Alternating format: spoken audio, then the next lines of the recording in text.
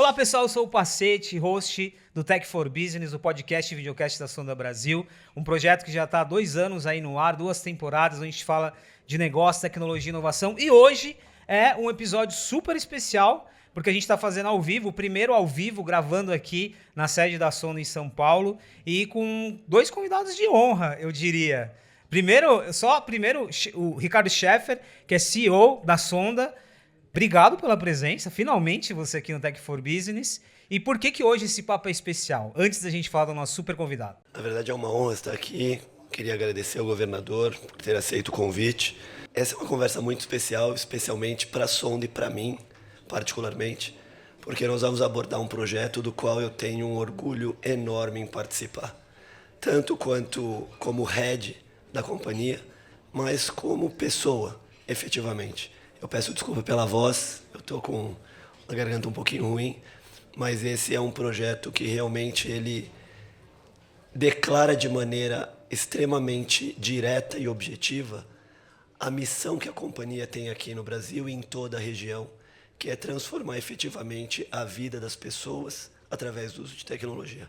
Então, esse projeto, para mim, eu tenho ele como um projeto pessoalmente que me traz muito orgulho e que me dá um prazer enorme poder fazer parte. A nossa conversa de hoje ela tem todos os elementos, né? É gestão, é negócio, é gestão pública a partir de inovação. Governador do estado do Mato Grosso do Sul, Eduardo Riedel. A gente não pronuncia o E que tem aqui no meio. Bem-vindo e muito obrigado, viu? Obrigado, Pacete. Obrigado, Ricardo, pelo convite. É uma alegria estar aqui e poder compartilhar um pouquinho dessa trajetória, dessa experiência do Estado em relação à tecnologia, que é o objeto aqui da discussão. Mas é o que você falou, tem um envolvimento muito grande da aplicação da tecnologia, das mudanças de modelo, não da política pública, mas do meio pelo qual ela é exercida, num mundo tão rápido, tão veloz e o público, às vezes, muito preso a processos que não dão essa resposta, né? E a sociedade anda num outro ritmo e, às vezes, a gente fica olhando e fala, puxa vida, como é que a gente pode não só acompanhar, mas, na verdade, induzir alterações a partir do uso de tecnologia. Eu acho que é um pouquinho da nossa conversa aqui. E cumprimentar toda a família Sonda aqui presente, né, que a gente conheceu numa parceria público-privada, um leilão aqui na B3, que eles foram os vencedores. Foi aí que eu fui conhecer a Sonda, né, eu não conhecia. Quando anunciou o vencedor, a Sonda, eu olhei para o lado, o Jaime, secretário que estava aqui comigo, ele falou, você conhece, Jaime? Ele falou, não, já a gente sabe tal do histórico. E depois a gente teve a oportunidade de entender um pouquinho a companhia. E o projeto era um projeto realmente de reestruturação do Estado em relação às possibilidades com o uso de tecnologia. Eu acho que esse é o mote que a gente entrou nessa parceria e muito exitosa, né? Pessoas do Brasil inteiro nos acompanham. Essa eu não te contei, chefe. Eu tenho uma relação de carinho com o Estado, porque há 10 anos, mais de 10 anos até, eu participei de um projeto lá em algumas aldeias indígenas. Naquela época, já observando, olha que interessante, observando o desafio e o potencial de você levar a conectividade, região ali de Dourados, Amambai, né? Amambai. Então, já tem um carinho especial, mas vale destacar aqui, para quem não conhece, o Mato Grosso do Sul está numa região extremamente estratégica, não só do ponto de vista de produção, mas de fronteira. Então, tudo que a gente vai falar aqui de conectividade passa por vários aspectos. Segurança, cidade conectada, segurança na cidade, não só a cidade conectada, mas as regiões do estado conectadas e por aí vai. Vamos introduzir aqui o que a gente está chamando de Infovia Digital. Esse projeto ele parte de uma parceria público-privada, mas por que esse projeto a gente poderia destacar que ele é um projeto que o senhor tem um carinho especial na gestão? Pacete, só falando um pouquinho dessa trajetória, né? O Estado é um Estado hoje que ele tem uma visão muito clara do seu direcionamento, do seu rumo em relação ao desenvolvimento. E tendo como prioridade esse desenvolvimento para impactar no social como um todo. Isso tem acontecido, né? Então, um Estado que cresce entre 4% e 6% ao ano, já há alguns anos, e isso vai continuar. É um Estado que em 2020, isso é interessante, ele era o 21º colocado em tecnologia, de uma maneira geral, né, em transformação digital. Hoje é o 9º, são 5 anos. Eu não tenho dúvida que a gente caminha a passos largos, né, para ser um dos primeiros em transformação digital. E um Estado com contrastes muito interessantes. Ao mesmo tempo que ele cresce 6% ao ano e tem uma economia muito pujante, baseada, né, na transformação do agro, né, indústrias que vêm, transição energética, segurança alimentar, infraestrutura crescente numa velocidade muito grande, a gente tem um desafio de ter 3 milhões de pessoas num território do tamanho de um país, né, num território de 36 milhões de hectares, e que o desafio é justamente como um dos eixos de infraestrutura e de impacto social, a acessibilidade pela conectividade. Você comentou aí de uma comunidade indígena, você imagina um Pantanal com 12 milhões de hectares e 20 mil pessoas, 30 mil pessoas, né? Fora da área urbana de Corumbá, são 200 mil pessoas no total. Então você não tinha energia elétrica. E nós estamos falando de conectividade não só de energia, mas de acesso, né, às comunidades indígenas, ribeirinhos. Isso envolve educação, saúde, isso envolve negócios de uma maneira geral, nas áreas de desenvolvimento. Então, o impacto que a gente tem assistido, aos poucos consolidando, a partir de uma infra que foi objeto dessa parceria, ela vem acontecendo numa velocidade relativamente rápida, né? E muitas vezes as pessoas elas sentem, mas não se conscientizam da transformação que isso está acontecendo na vida delas, né? A gente vai dar vários exemplos aqui do que vem acontecendo a partir da iniciativa, que está em evolução. Ele abriu ali a sala de controle, essa sala de controle está lá em Campo Grande e replicada aqui, né? Eu brinquei que as pessoas que estavam ali dentro, conhecem Mato Grosso do Sul melhor que eu já, porque cada ponto de acesso está monitorado, está controlado, padronização de acesso, diminuição de custo, né? A digitalização e serviços cada vez mais online e digital. Então, é um conjunto de ações que vem sendo implementados a partir de uma infraestrutura que não existia, né? E que, além de trazer praticidade, velocidade e acesso, vai trazer diminuição de custo. Eu acho que essa é a beleza da tecnologia, né? Em diversas áreas. Então, a gente tem um carinho porque a gente consegue enxergar as possibilidades a partir dessa base. Para você que está nos acompanhando, essa sala que o governador mencionou, ela fica aqui bem na frente e ela tem um lado, eu gosto muito de ficção científica, ela é bem futurista, bonita. A gente pode dar vários nomes ali, né? Mas é uma sala com bastante Minority tecnologia. Report, né? Aquela coisa, puxa ali. Já bem legal. Governador, uma curiosidade aqui. Antes do governo em si, o senhor já fez parte do governo como secretário de áreas estratégicas. Onde que vem essa sementinha de olhar para a importância da tecnologia, né? Aí para além da gestão e do negócio, mas em que momento que o senhor se reconhece como uma pessoa que valoriza a tecnologia e entende o impacto que tem para o Estado? Essa é uma pergunta legal, porque eu não sou de uma geração, né, que nasce com o iPad na mão, né, que nasce querendo ler assim, né? Mas assim, primeiro a entrada na política, né, Pacete? Eu sou de uma formação da vida privada, enfim, negócios, e acabei entrando na política como secretário, a convite do ex-governador. Sempre militei na política de classe, de segmento econômico, né, do setor do agro. E quando ele me chamou para participar dessa vivência política, assim como o Rodrigo e Jaime, que estão aqui, que não eram da política também, e eu os convidei para participar, eu sempre fui muito incomodado, né, com a maneira como a gestão pública era endereçada. Todas aquelas amarras eu aprendi muito nesse processo todo, mas ao mesmo tempo também enxerguei todas as possibilidades existentes para a gente avançar, né, em termos de processo dentro da gestão pública de uma maneira geral. E grandes desafios, né? As 3 grandes áreas, tripé social, que é educação, segurança e saúde, ali tinha um mar de oportunidade de transformação, né? A partir da vivência dos nossos próprios negócios, da nossa vida, da compreensão da transformação pela qual a sociedade passa, né? E esse foi um desafio que, discutindo com o ex-governador, ele falou, puxa vida, é assim mesmo, né? Ele teve essa... Na verdade, a PPP foi feita lá atrás, na gestão dele. Eu estou há 2 anos, minha primeira eleição, primeiro mandato, né? E ele topou o desafio da gente estruturar um projeto e levar adiante, né, algo que fosse impactante do ponto de vista de transformação. E foi muito bem sucedido, né? E aí a gente está acelerando agora, nesse período, essas ações que têm impactado. Então, nasceu, né, de um certo incômodo com as dificuldades de se fazer transformação. me incomodava profundamente. Como secretário, eu fui renovar minha carteira de motorista e eu fui numa agência do Detran, no shopping. Local nobre, Campo Grande, capital, shopping, né, no centro da cidade. Aí eu fui na agência, entra na fila 1.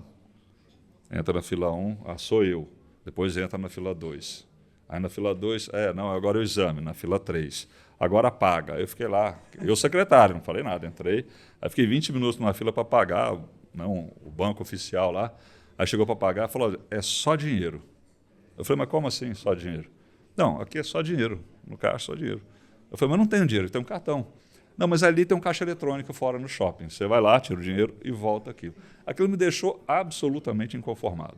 Eu falei assim, não é possível, as pessoas não vão nem a banco mais, a gente submeteu o cidadão, a cidadã a esse tipo de situação.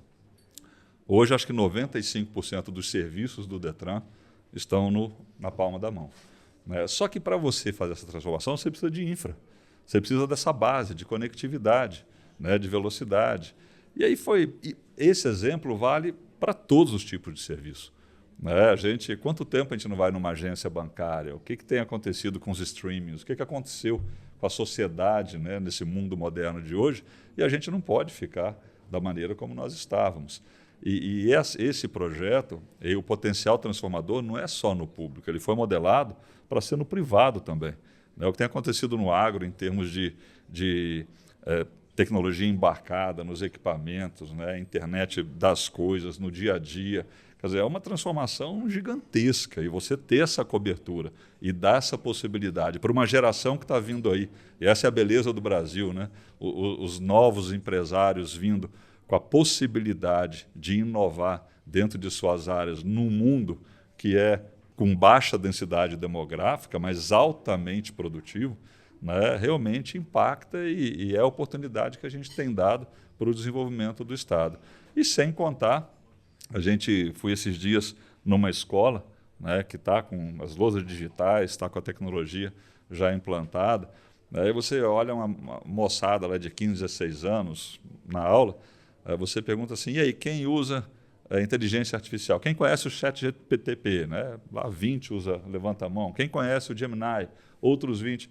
E o professor olhando assim, o que está acontecendo? Ela falou, olha o desafio desse professor em sala de aula, dessa professora. Então, o impacto disso tudo na vida das pessoas tem sido muito grande. E a gente está falando da rede pública, que vai formar aí a próxima geração, está formando. Então, eu não tenho dúvida que tudo que tem acontecido em termos de acessibilidade, sem contar os exemplos extremos. Você falou da comunidade indígena, o Jaime liderou um projeto de levar 3.000 pontos de energia elétrica no Pantanal, que não tem rede, não tem como ter rede no Pantanal. Baixíssimo consumo, caríssima implantação e inviável a manutenção. Nós fizemos um projeto de unidades de placas fotovoltaicas e colocamos em 3.200 unidades de consumo em cada propriedade, cada família que está perdida lá pelo Pantanal. É um projeto que ganhou como um projeto mais inovador do ponto de vista de energia no mundo, foi em Londres, no Global, alguma coisa lá. Mas a beleza disso é você transformar a vida de pessoas que não tinham energia. Agora você imagina agora com acesso por fibra ótica de comunidades indígenas que têm transformado a sua vida em canal de YouTube com as crianças da escola que a gente montou lá, fazendo o seu dia a dia no meio do Pantanal. Com jacaré, com onça, pescando e fazendo, e gente do mundo inteiro vendo aquilo. E eles tendo acesso também a uma série de conhecimento que era impensável há 3 anos atrás. Então, assim, é um impacto muito grande. A acessibilidade é algo que transforma de maneira muito forte. Medicina, quer dizer, SUS, fila, hospital, meu Deus do céu, até quando a gente vai ficar nessa linha de trabalho? A gente está vendo aí lá na China as cabines de diagnóstico, exame rápido. Então, assim, não é possível não ter lá no interior, na UPA, uma sala, um exame de telemedicina e uma central na capital com os médicos de plantão, laudando o exame, sem falar em IA, em tudo que está vindo aí, para ficar só na função humana. Então, a infra era fundamental. Agora, o nosso trabalho é de implementar tudo isso que a gente tem feito dia a dia, quebrando paradigma, rompendo barreira, lidando com corporações, que é importante, porque mexe na vida do conjunto, mas nós estamos muito determinados a entender que essa transformação ela muda um pouco o eixo do desenvolvimento nosso, principalmente social. Governador, o senhor fez me lembrar da capivara. A capivara está em alta agora no mundo inteiro. Está em alta. Né? E é o nosso símbolo, viu, Pacete? Então, poxa, olha só, o ponto de vista até de projetar ali um ícone. E aqui, a gente está em São Paulo, região metropolitana, aqui a gente tem capivaras também. E, claro, que com uma qualidade de vida bem diferente, eu diria. Ô, chefe, aqui tem uma coisa muito legal. O governador poderia ter começado dando exemplo, falando do agronegócio, falando da conectividade do ponto de vista de segurança, mas ele foi na CNH. Eu acho que uma dor...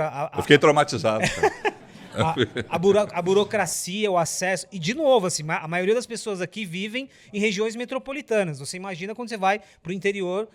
Por que isso é importante? Acho que volta quando você fala ali do propósito disso. Por que é importante a gente partir do pequeno, que parece pequeno, mas não é, para falar de conectividade? Na verdade, quando a gente observa, e a gente fala muito de questão de inclusão, né? De incluir a todos.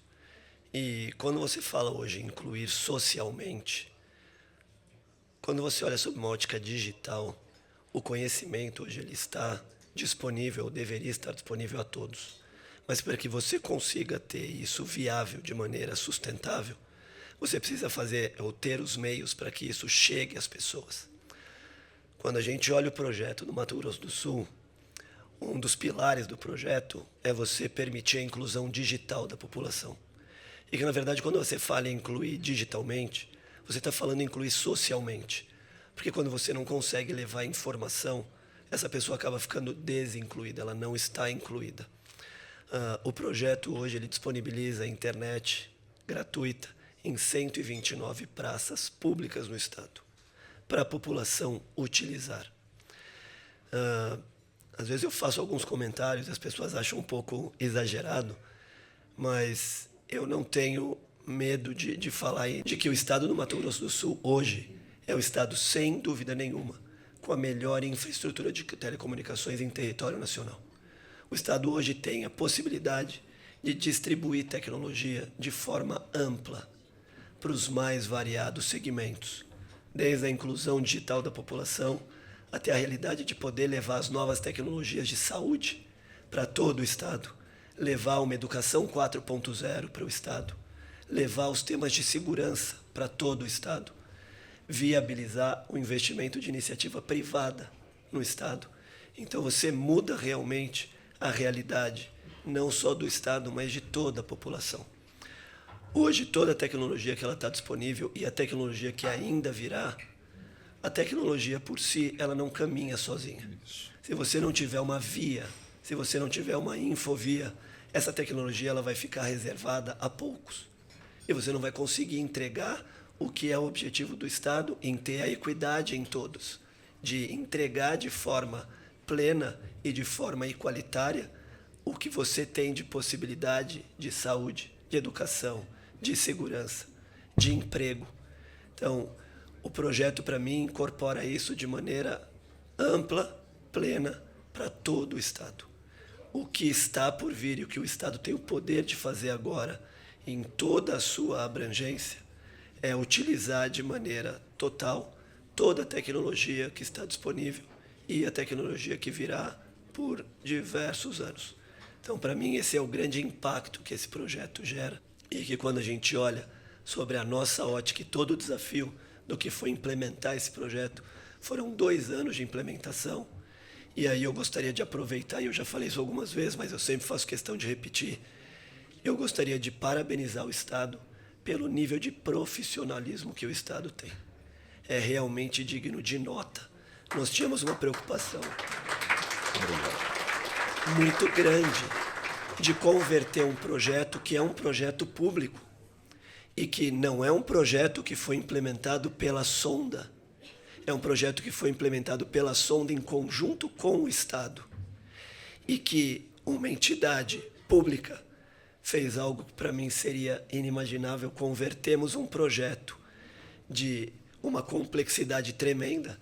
Quando nós falamos da infovia, a infovia ela não acaba, a palavra não acaba traduzindo todo o desafio que nós tivemos. Porque você construir um data center, você cabear quase 7 mil quilômetros de fibra por áreas que muitas vezes você olha e você pensa, como a fibra vai passar por aqui? Como a fibra vai chegar até onde ela tem que chegar?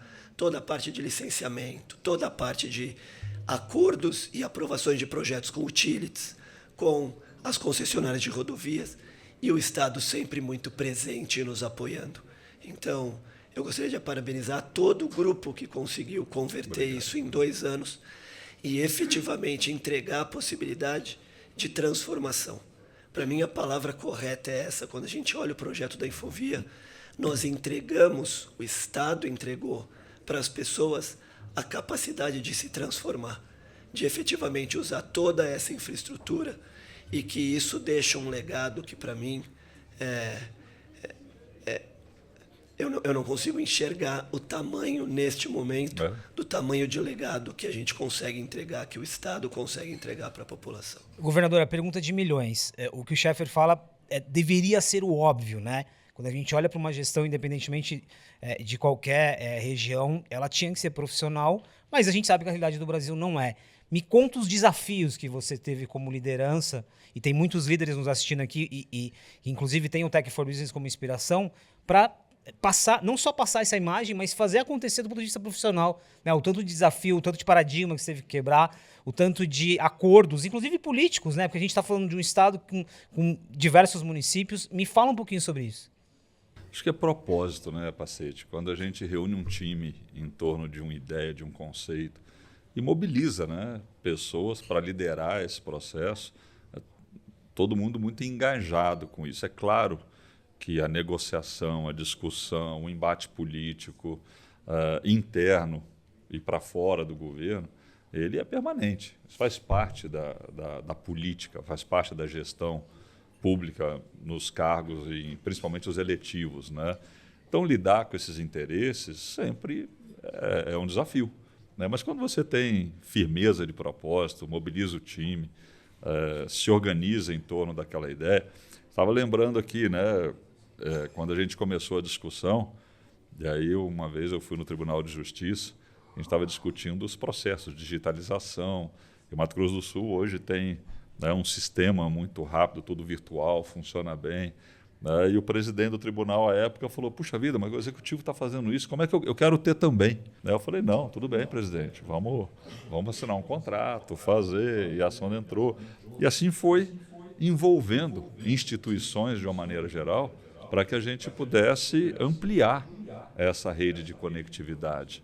Né? Estamos falando dos poderes, estamos falando de empresas, estamos falando de instituições que foram se mobilizando.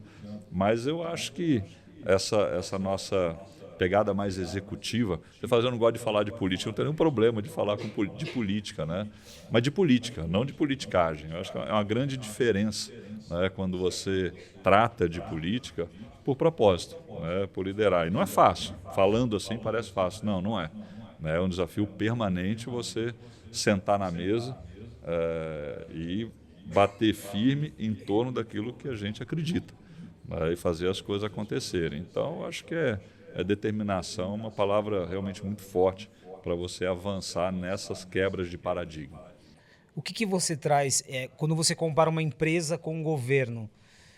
Gostei da distinção entre política e politicagem, porque para inovar e para crescer você precisa da política, não da politicagem. Quando você faz uma analogia entre empresa, gestão, a gente fala aqui muito sobre transformação, as empresas têm uma urgência, você consegue levar isso também para a tua estrutura, mesmo tendo que lidar ali com a política, mas com senso de urgência. Ou seja, eu não posso perder muito tempo aqui. Consegue, entendendo as diferenças enormes, né, de ambiente. Eu acho que o conceito é o mesmo, mas o ambiente é completamente diferente.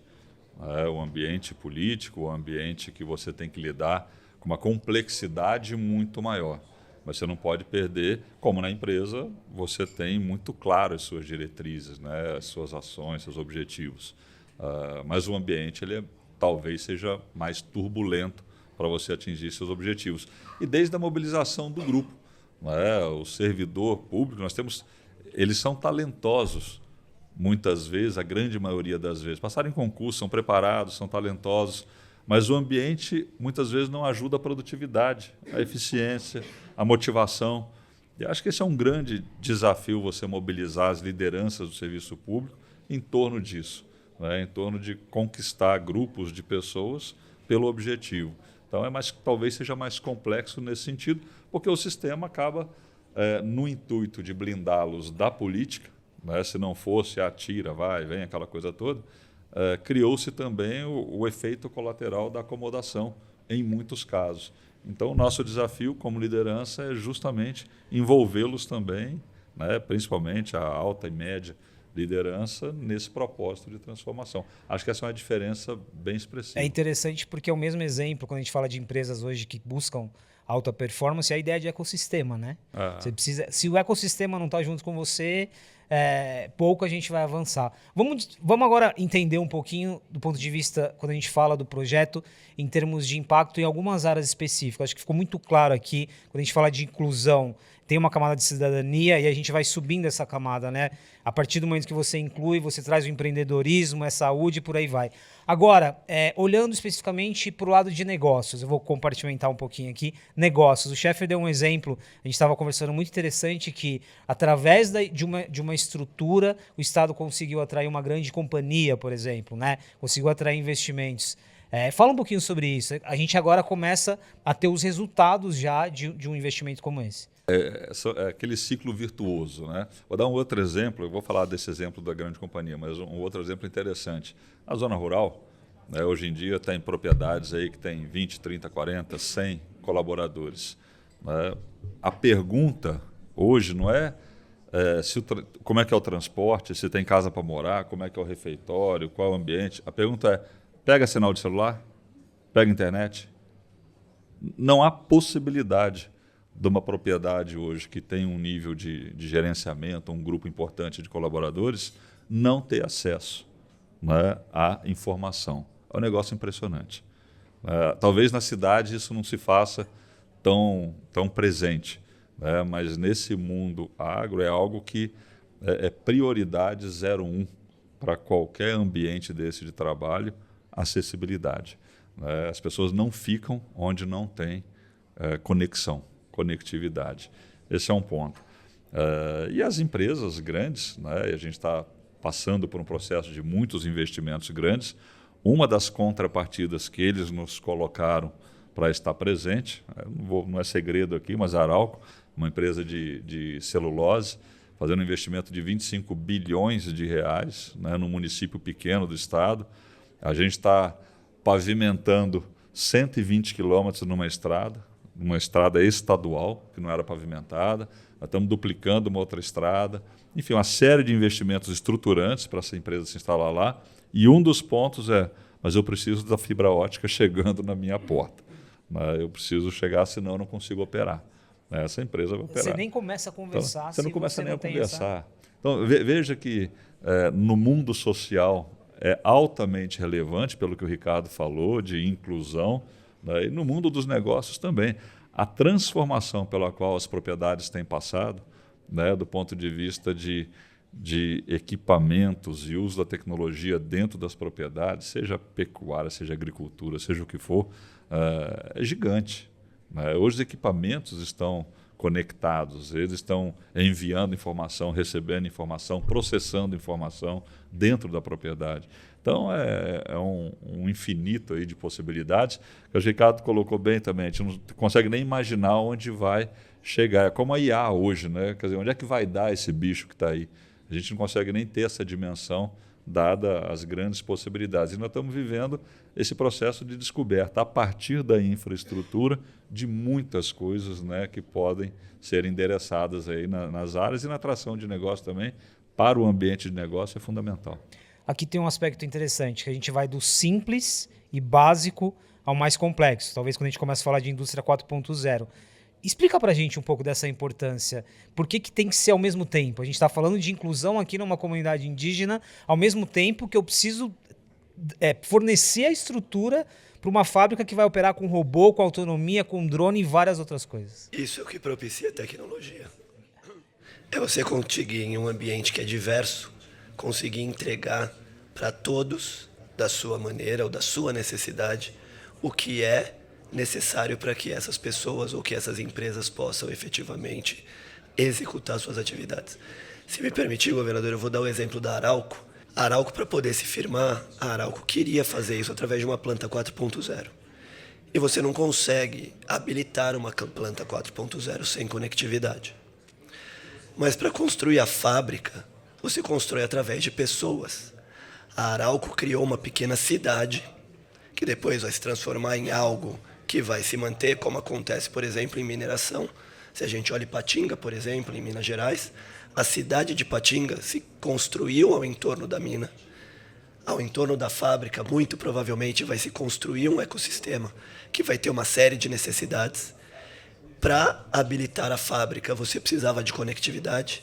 E para viabilizar essa pequena cidade que já foi criada pela Arauco para poder construir a fábrica, se eu não estou enganado, são quase 20 mil pessoas circulando para conseguir fazer a construção dessa fábrica.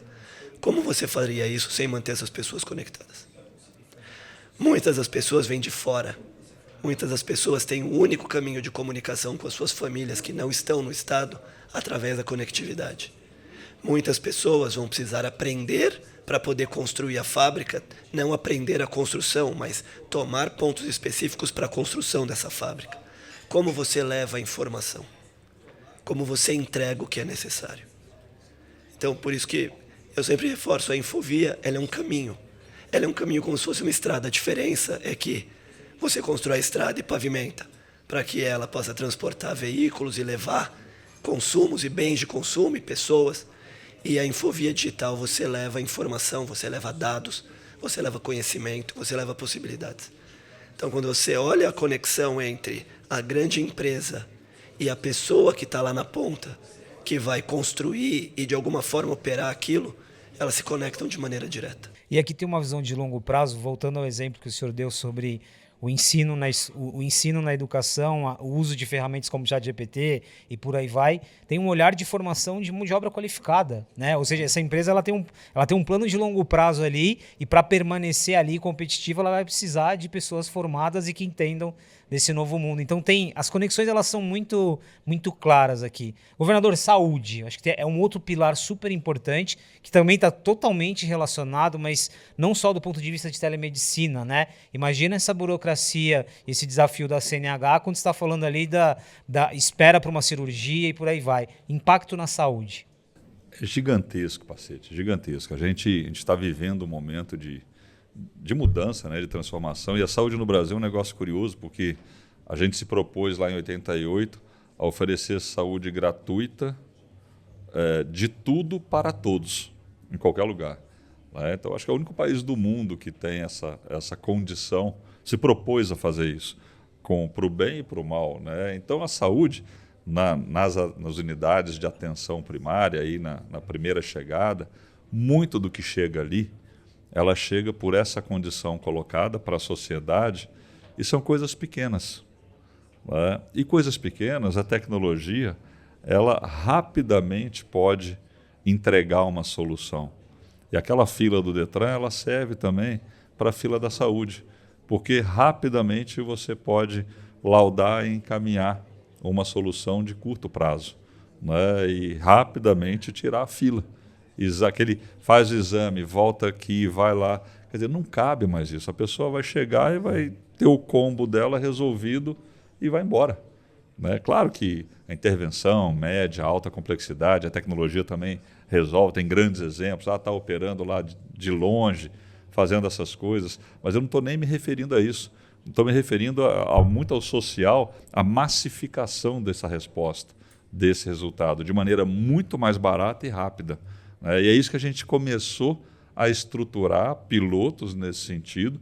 Né? E é impressionante os primeiros resultados começaram esse ano, e a gente vai escalar isso agora.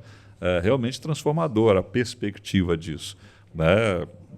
Então, saúde talvez seja uma das áreas, uma das grandes áreas impactadas, né? Com consequência direta no social. Assim como educação e assim como segurança pública. Né? A gente vê aqui em São Paulo o Smart City, câmeras faciais, reconhecimento. Assim, é um mundo de transformação que está em curso, né, e que vai facilitar muito. Te dar um exemplo que também foi possível pela rede. Não sei se vocês foram visitar. Esse emaranhado tributário que tem no Brasil, a gente tem entre os estados legislações diferentes. E aí cada estado, na sua divisa, parece estar dividindo com outro país. Passa aqui na Dutra, entre Rio e São Paulo, parece que está passando entre a antiga Alemanha Oriental e Ocidental. É uma loucura. Para caminhão, carimba a nota, vai, pesa, sinal, aquele mundo de gente. É outra coisa que me deixa assim, no mesmo país. Hoje você atravessa a Europa de ponta a ponta, não tem... O que é isso? Num mesmo país, você submeter a quem está empreendendo e transitando cargas e pessoas a esse tipo de coisa.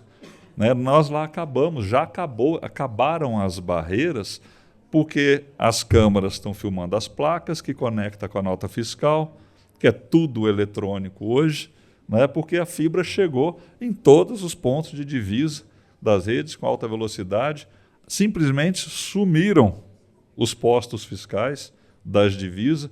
Nós estamos falando de um contingente de pessoas, né, que não precisa... Não, essa é uma categoria que vai sumir, aquele fiscal de posto. Vai ter o auditor, vai ter a inteligência.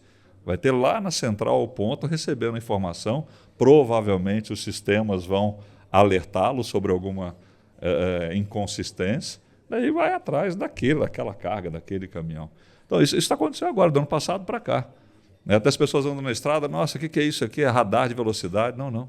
Está filmando cada carga que passa ali e conectando na central. O senhor garante, então, que um caminhoneiro hoje, quando ele pega lá o roteiro e vai para o Mato Grosso do Sul, ele fica feliz? Eu não sei se ele fica feliz.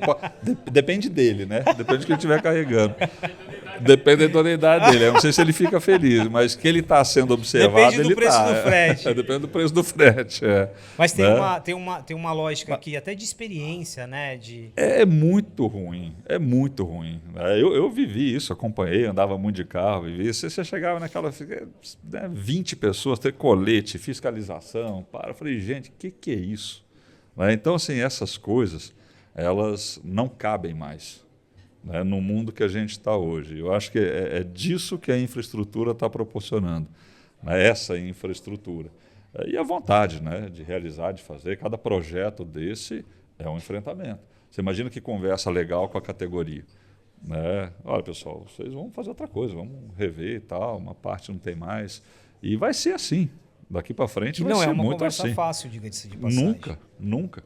É isso que eu estou dizendo. É uma transformação muito profunda que a gente está vivendo. Né? Mas é necessário, porque por trás disso tudo está a sociedade. Né? Vossa Senhoria, a sociedade que está pagando a conta. Então, é necessário, é urgente essa transformação que essa infraestrutura está permitindo. Chefe, antes de fazer a pergunta bônus para a gente terminar para o governador, a gente... está falando de vários contextos aqui ao mesmo tempo, do ponto de vista de digitalização, né? O Brasil hoje, eu gosto muito, você já falou isso quando a gente conversava, o Brasil ele tem um potencial para se tornar não só um consumidor de tecnologia, mas um grande exportador. E aí, pegando o exemplo do Mato Grosso do Sul, expandindo para o Brasil como um todo, você já deu algumas dicas aqui, mas por que esse projeto tem dado certo e por que ele é importante quando a gente extrapola para as fronteiras ali? Bom, ele tem dado certo primeiro por uma questão de visão, que é o fundamental. Se você não tem visão, você não consegue criar algo. A forma objetiva como ele foi tratado e realmente o que se tinha como fim para esse projeto. Eu vou reforçar o que eu já disse e o que eu sempre digo. O Mato Grosso do Sul hoje, para mim, é um exemplo de Estado brasileiro no que diz respeito a possibilidades e oportunidades, e não só pela Infovia, por tudo que eu tenho conhecido do Estado. A Infovia é um pedaço disso. O Estado é muito maior, obviamente, do que a Infovia. Os projetos estruturantes são muito bem construídos e com uma visão extremamente correta. E sempre com o foco de melhor utilização e de como isso se transforma em um benefício pleno para a população. Eu acho que aí está a grande diferença. É o Estado trabalhando em prol da população, que esta deveria ser a obrigação básica de qualquer governo, seja estadual, seja federal. A Infovia é algo que nós vamos entender o benefício dela ao longo dos próximos meses e dos próximos anos. Eu vou usar um tema só para conectar aqui, para ver o tamanho de potencial que existe quando a gente fala em saúde, e eu vou usar um exemplo de saúde privada, mas que facilmente pode se transportar para a saúde pública. Quando você olha hoje a realidade no Brasil, uma das grandes preocupações é como você vai ser atendido. E quando você fala em companhias, inclusive, você tem planos de saúde que garantem o atendimento para a população que trabalha em companhias, a população empresarial. E hoje, quando você fala em impacto em planos de saúde, você liga diretamente ao teu tamanho do seu impacto por uso e ao que você tem de inflação médica. O uso de tecnologia através de telemedicina nos últimos anos tem sido capaz de fazer algo que até então era impensável: você reduzir os indicadores de inflação médica. Porque você realmente, a gente pode olhar do total para o nível de detalhe micro. Quando você olha as grandes cirurgias que são feitas e muita coisa está sendo feita, você está olhando o ápice da tecnologia. Mas quando você olha naquele detalhe menor que você viabiliza, que você não precisa disponibilizar uma infraestrutura que custa muito para uma pessoa se transportar até lá e ser atendida, e você consegue fazer isso de maneira remota, e com isso reduzir muito o volume de utilização de um centro de emergência ou de um pronto atendimento, você reduz o custo disso de maneira bastante impactante. E isso tem causado um impacto direto na redução de inflação médica para negociação de planos de saúde, por exemplo. Isso facilmente pode se transportar para um cenário onde você olha a iniciativa pública utilizando mais essas tecnologias e viabilizando com isso que um volume maior da população seja atendido com um custo muito menor e com uma qualidade muito distinta do que existe hoje. E como você disse, né, isso você aplica, a premissa daqui você aplica para vários segmentos. Governador, para terminar e de novo reforçar o agradecimento aqui desse episódio especial, aquela perguntinha para fechar, né, sobre futuro. Fica tranquilo, não vou falar sobre eleições. Futuro. E aqui está muito conectado, agora que a gente conheceu um pouquinho mais o senhor, está muito conectado até com a tua indignação em relação ao sistema. Como tornar isso perene, né? Porque a gestão vai mudar, o senhor não está ali para sempre, a tua gestão não está ali para sempre.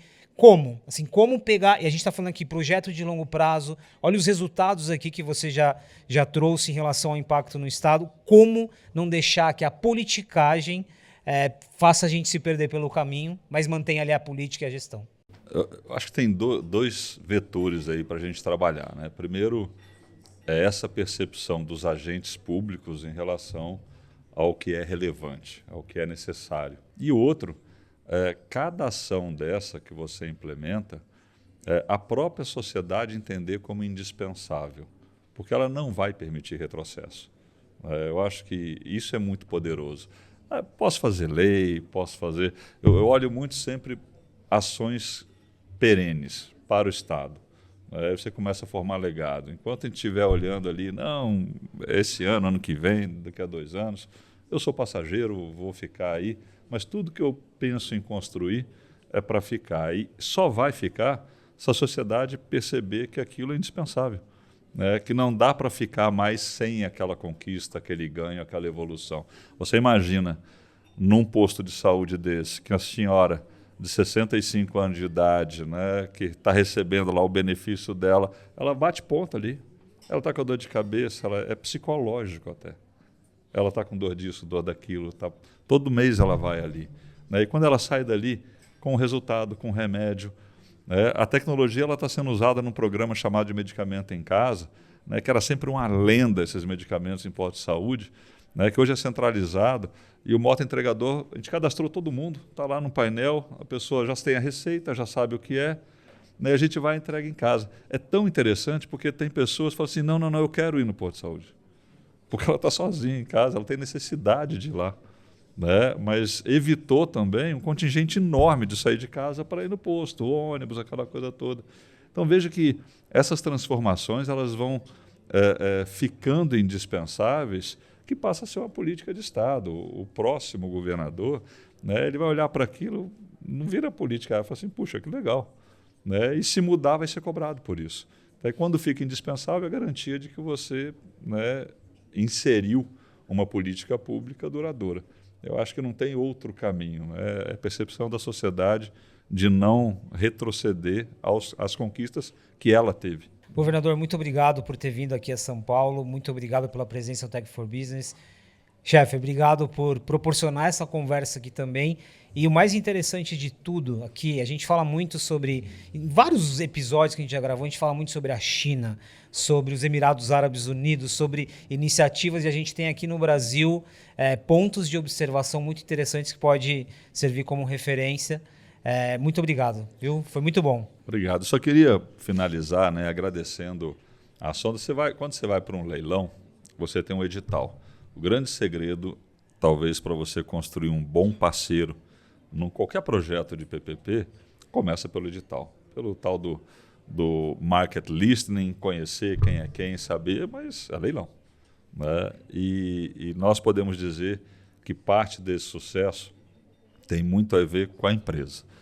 Então, agradecer a Sonda aqui publicamente, porque da mesma maneira que o Estado se empenhou, a empresa também sempre teve uma conduta, e por isso que deu certo, porque o nome já diz, é uma parceria. Os objetivos são comuns, são os mesmos. Se tiver alguém que não esteja comprometido ou focado naquele resultado, vai dar ruim. Não vai evoluir a contento.